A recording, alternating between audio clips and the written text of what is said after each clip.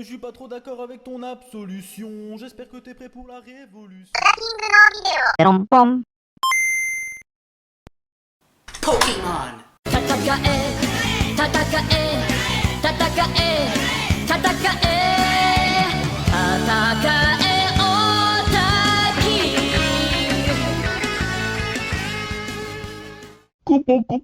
Hyper Barbapute. Salut les PNJ. Aujourd'hui, petite vidéo au calme, pas d'explosion, pas de laser et pas de taré congénital à lunettes. Juste 4 bonasses qui se tapent dessus en short moulant et en mini-jupe. Hashtag baston et vagin. Moi j'aime bien les combats et les chattes aussi, les grosses chattes. Oh putain, j'avais dit que je voulais pas voir ta gueule aujourd'hui, oh ta couille. Vas-y Stéphane, coupe la caméra. Non, pitié, pas encore.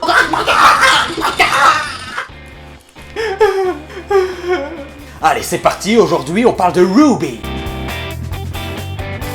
Ruby est une web-série animée américaine à forte influence japonaise créée par Monty Oum. Sortie en juin 2013, la série est diffusée sur la chaîne YouTube Rooster Teeth et licenciée par Crunchyroll. Il y a actuellement 40 épisodes répartis en 3 saisons. Il y a aussi un spin-off, Ruby Chibi. un jeu vidéo et une adaptation manga dans le magazine Hyper Age Manga Magazine Ultra Jump. C'est le même magazine où est prépublié Jojo Bizarre Adventure depuis la partie 7 Steel Ball Run. Si Dragon Ball est le père bodybuilder 5 fois Mister Olympia du shonen neketsu actuel, Jojo en est la maman directrice d'université à Harvard. Te rends-tu bien compte de la situation? Une web-série américaine à petit budget qui finit dans le même magazine qu'un des piliers du shonen. C'est la putain de classe. Et c'est la preuve que ça mérite de l'intérêt de ta part. C'est tout, ça s'arrête là. Ça s'arrête là, c'est tout. Ouvre bien tes esgourdes. Je te le dis, mais je te le dis. Sache que j'ai connu Ruby en constatant sur l'outil YouTube un combat en 3D de Yang, un des personnages de la série, contre Tifa, alias un des persos féminins les plus cool de l'histoire de la fiction. Ce statement n'est pas discutable. J'ai par la suite cherché à comprendre d'où venait Yang. Et c'est ainsi que j'ai découvert les trailers de Ruby, qui introduisent les 4 personnages principaux.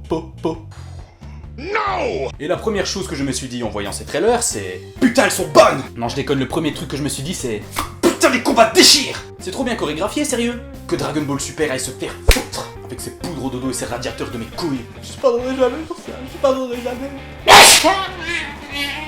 Et ces meufs, leur design est juste génial! J'arrive même pas à dire laquelle je préfère. Que ce soit au niveau de leurs armes, au niveau de leurs fringues, ou que ce soit leur façon de se battre, elles ont tout un style bien à elles. La protagoniste principale, Ruby Rose, est une mignonne petite gothique Lolita, ultra rapide et armée d'un mélange cool entre un fusil et une faux. Moi, elle me rappelle Maka dans Sous les terres. Il y a aussi Wei Shni, une bourgeoise sainte nitouche au sale caractère qui pratique une sorte d'escrime magique. Ensuite, Blake Belladonna, une faune, une faune aux oreilles de chat. Elle est l'émo solitaire de la bande et se bat avec une chaîne, faux, revolver, katana. Bah non, c'est pas exagéré, regarde, ça c'est mon sabre laser Gatling, générateur de Big Bang à retourner dans le temps.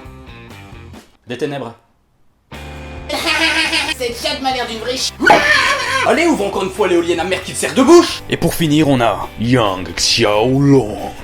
la demi-sœur énergique de Ruby qui fait de la moto et du kung-fu avec ses gants fusil à pompe. Ensemble, elles forment la team Ruby. Elles sont très complémentaires entre elles, aussi bien niveau baston que niveau personnalité. Elles sont toutes les 4 inspirées de mes fantasmes. Elles sont toutes les 4 inspirées de contes connus. Le petit chaperon rouge, la belle et la bête, Blanche-Neige et la petite boucle d'or. La série met très en avant ses persos féminins. C'est trop rare et plutôt bienvenu dans une œuvre à base de baston épique. Des femmes qui se battent contre des monstres au lieu de faire le ménage et à bouffer, ça, c'est de la vraie fiction. Et puis quoi encore, des femmes qui auraient le droit de travailler ou de voter? Ah, quelle imagination cet auteur, je sais pas comment il a pensé à ça. Quoique, j'ai ma petite idée. C'est le même auteur que Date Fantasy, une série fan-made qui date de 2007. Elle impliquait des bastons entre des persos féminins de Final Fantasy et des personnages de Dead or Alive, le jeu typique des otaku en manque de boobs. Mais le gameplay est sympa, mine de rien. Très sympa.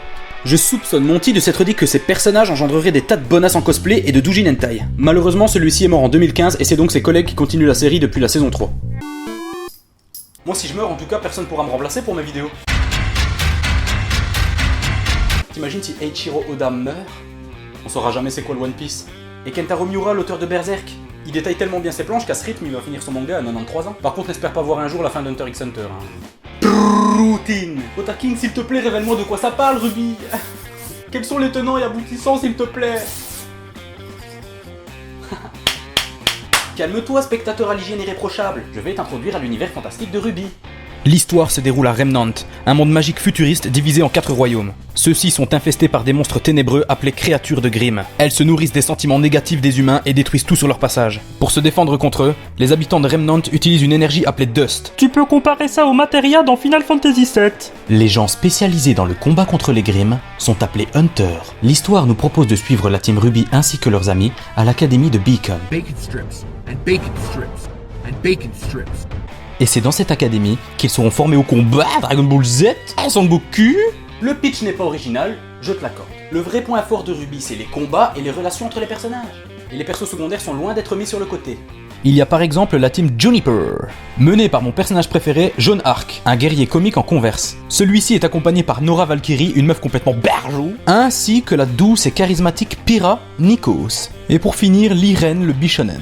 L'alchimie entre les personnages est parfaite et ils évoluent tous à leur façon. C'est simple, mais c'est bien fait. Comme la quête de Dai par exemple. La quéquette de Dai. Merci à toi JCVD, Bloodsport et compagnie, et l'autre connard ici là. Les personnages sont très attachants et il y a plein de moments fun avec eux. Comme celui-ci par exemple. Ouais, en fait, il y a vraiment un côté vie étudiante entre potes comme dans Sous les terres. Leurs petits moments tranches de vie, problèmes d'ado et romances au lycée sont assez bien écrits et ça a un impact direct sur leur mission dangereuse, comme dans Hartley Cœur à Vif. À force de les voir vivre leur quotidien normal, quand ils sont en danger, t'as vraiment peur pour eux. Et ça, c'est une qualité primordiale à toute œuvre où il y a de la baston. Parce que si tu t'en branles, grand, des personnages, les batailles, elles perdent 50% de leur intérêt, Sambio, ça tu peux bien le retenir. C'est logique ou pas? Bon. De plus, une intrigue plus complexe se profile au fur et à mesure des épisodes. De maléfiques bouts en train ne tarderont pas à devenir encore plus dangereux que les Creature of Grimm. On a par exemple une élégante bonasse pyromane doublée par la planche à pain de Jessica Nigri, une espèce de Team Rocket à chapeau melon, et White Fang, un groupe terroriste nazi au leader charismatique. Crois-moi, le casting de personnages est super. Vraiment, il y aurait de quoi faire un bon jeu de combat à la Street Fighter avec ça. Bon, blague à part. La série a un budget moindre. L'animation et les graphismes peuvent rebuter à certains moments, mais la qualité s'améliore d'épisode en épisode. Il faut savoir que la fanbase de Ruby est bien fat. Suffit de voir le nombre de fanart et de cosplay sur l'internet pour s'en rendre compte. Et puis il y a même des Blu-ray et des DVD, l'adaptation en manga est juste dessinée à la perfection, le jeu Grim Eclipse est un hack and slash qui a l'air d'être un bon défouloir, et il y a aussi l'OST de la série en vente, composé par un certain Jeff Williams, avec sa fille Cassie Lee au chant, et nom d'un P, crois-moi, cette OST déchire. Avant de regarder la série, écoute les 3 openings, ça va donner des frissons comme un bon opening d'animé. En l'honneur du chevalier Seyard de Pégase. Senseiya Pegasasu no Yuhi. Ça donne la pêche, putain. Ta gueule. Moi, je préfère le remix.